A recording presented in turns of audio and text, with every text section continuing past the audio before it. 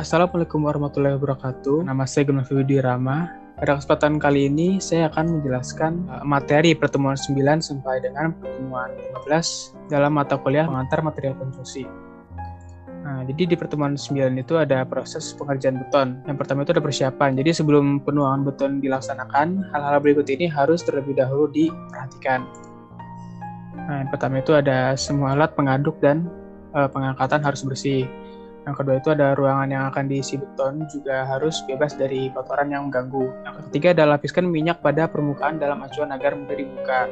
Yang keempat ada pasangan dinding bata yang berhubungan langsung dengan beton harus dibasahi sampai jenuh. Yang kelima ada tulangan harus dalam keadaan bersih. Yang keenam ada air yang terdapat pada ruangan yang akan diisi beton harus dibuang. Lalu yang ketujuh ada semua kotoran, serpihan beton, dan material yang lain harus dibuang sebelum beton yang baru dituangkan.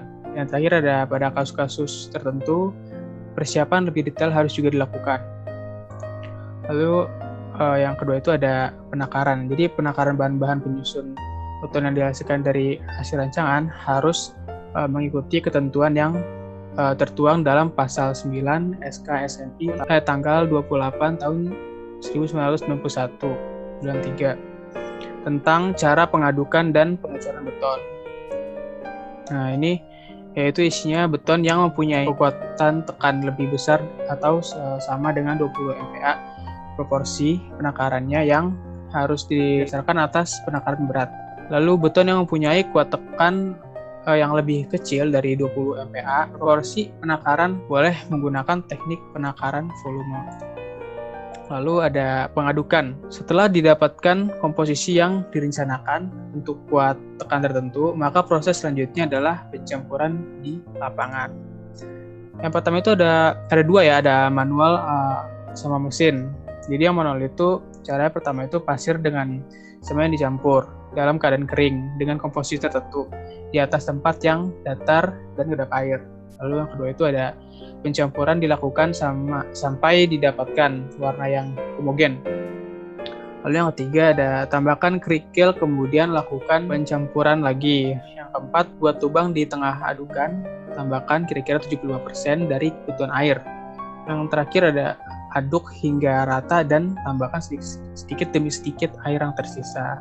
Lalu kalau pakai mesin nih, jika ditinjau dari sisi ekonomi, penggunaan mesin untuk pengerjaan beton yang besar justru akan membutuhkan biaya. Campuran beton yang dihasilkan pun biasanya akan bersifat lebih homogen dan plastis.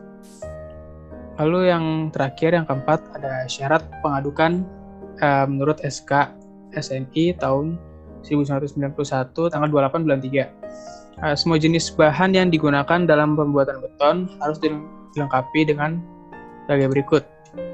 Yang pertama itu ada sertifikasi mutu dari produsen. Lalu jika tidak terdapat sertifikasi mutu, tersedia data uji dari laboratorium yang diakui. Lalu jika tidak dilengkapi dengan sertifikasi mutu atau data hasil uji, harus berdasarkan bukti dari hasil pengujian khusus atau pemakaian nyata yang dapat menghasilkan beton yang kekuatan, ketahanan, dan keawetannya memenuhi syarat. Selanjutnya, pertemuan 10, yaitu bahan bangunan inovatif. Nah, saat ini tuh banyak ditemukan inovasi terbaru mengenai material bangunan yang unik. Berikut ini beberapa inovasi material bangunan yang berpotensi sangat bermanfaat bagi masa depan. Nah, yang pertama itu ada batu bata dari puntung rokok yang ditemukan oleh Dr. Abbas Muhajirani. Lalu ada semen glow in the dark oleh Dr. Jose Carlos Rubio Avalos. Lalu ada semen campuran wortel ditemukan oleh peneliti dari Lancaster University, Inggris. Dan terakhir itu ada beton Mars dari ilmuwan asal Northwestern University. Lanjut ke pertemuan 11 yaitu aspal dan penggunaannya. Nah, definisi aspal dari itu sendiri yaitu material berwarna hitam atau coklat tua pada temperatur ruang berbentuk padat sampai agak padat. Jika dipanaskan sampai temperatur tertentu, dapat menjadi lunak atau cair sehingga dapat membungkus partikel agregat pada waktu pembuatan campuran aspal beton atau dapat masuk dalam pori-pori yang ada pada penyemprotan.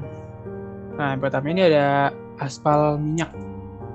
Jadi aspal minyak itu adalah bahan tersisa yang dianggap sudah tidak bisa lagi diproses secara ekonomi dari proses destilasi minyak bumi di pabrik kilang minyak. Lalu ada aspal busa. Aspal busa ini adalah aspal panas yang dicampurkan dengan air secara mendadak sehingga aspal berbusa dan seketika menjadi semacam emulsi yang dapat dimanfaatkan keencerannya untuk membentuk lapis tipis aspal yang menyelimuti agregat. Selanjutnya ada aspal buton atau asbuton ya. Jadi aspal buton ini adalah aspal alam yang terdapat di Pulau Buton berupa batuan yang mengandung aspal yang ditemukan sejak tahun 1920 dengan cadangan lebih dari 600 juta ton terbesar di dunia. Nah, lalu yang terakhir ini ada aspal emulsi. Nah, aspal emulsi ini adalah campuran aspal dengan air 60-70% dalam bentuk emulsi sehingga molekul-molekul aspal melayang di dalam air. Nah, lanjut ke pertemuan 12 yaitu harmonisasi jalan perkotaan. Nah, jadi yang saya masukkan di sini pertama itu ada perencanaan jalan perkotaan. Nah, dari conventional approach itu ada mobility, traffic focus, large in scale, terus ada segregation, terus street as traffic conduit, lalu demand based, yang terakhir ini ada travel time minimization. Nah, di sustainable approach pertama itu ada accessibility, lalu people focus, lalu compact urban form, lalu multimodal travel, terus greater integration, lalu ada street as a place, lalu management based, dan yang terakhir ada travel time contextualization. Yang kedua yaitu konsep infrastruktur.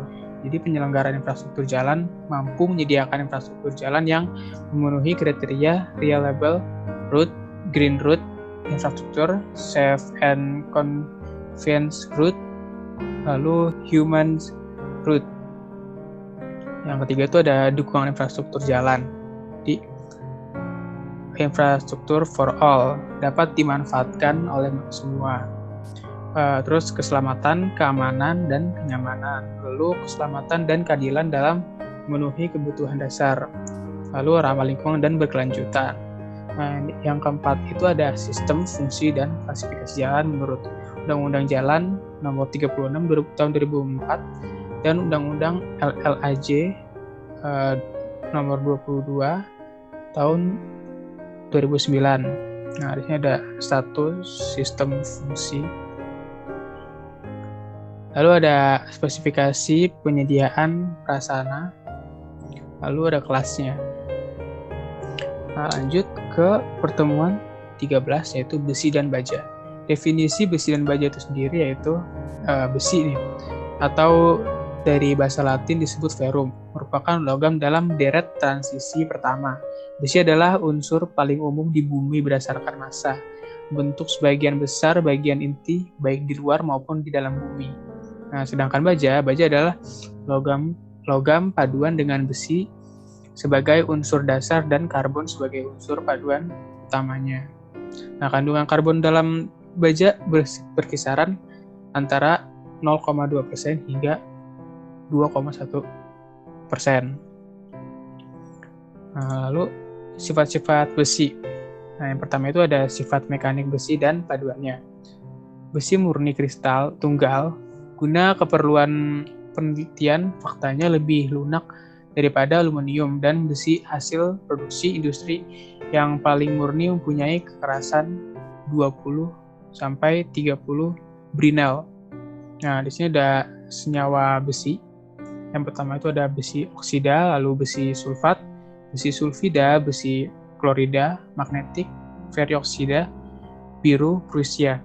Nah, terus di sini ada fungsi baja. Yang pertama itu membuat bagian macam barang yang membutuhkan daya tahan tinggi dan lama.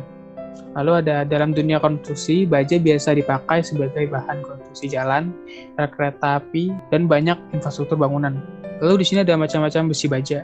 Nah, yang pertama itu ada besi beton, besi pipa, besi plat, besi hollow, besi siku, besi CNP, ada besi UNP, dan Wirmes. Nah, lanjut ke pertemuan 14, yaitu aluminium dan gypsum. Nah, pertama itu ada aluminium. Jadi aluminium itu adalah logam berwarna putih keperakan yang lunak. Aluminium dipotong setelah dicetak dari tanur tanpa perlakuan fisik maupun termal.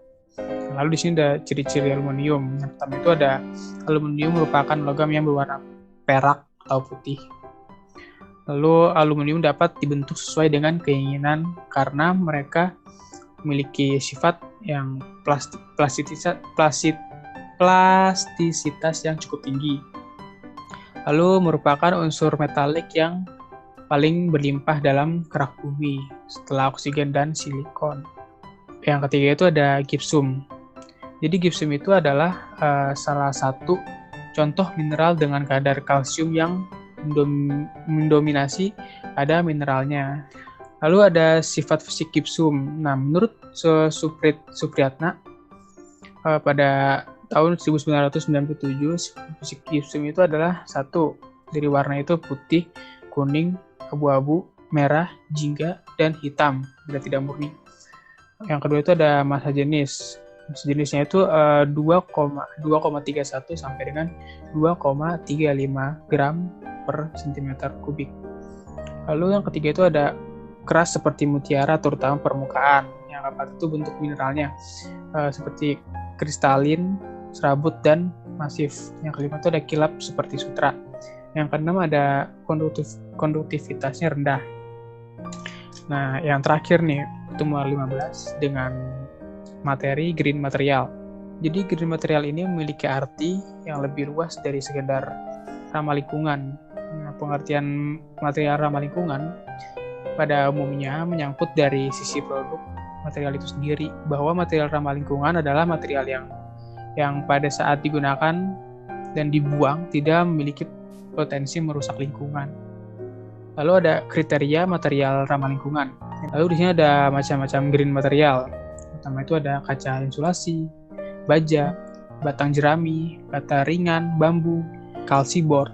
Nah, contoh lainnya itu ada genteng sejuk, genteng lembah batu apung, papan sekam padi, RAP atau reclaimment aspal pavement. Lalu ada limbah beton.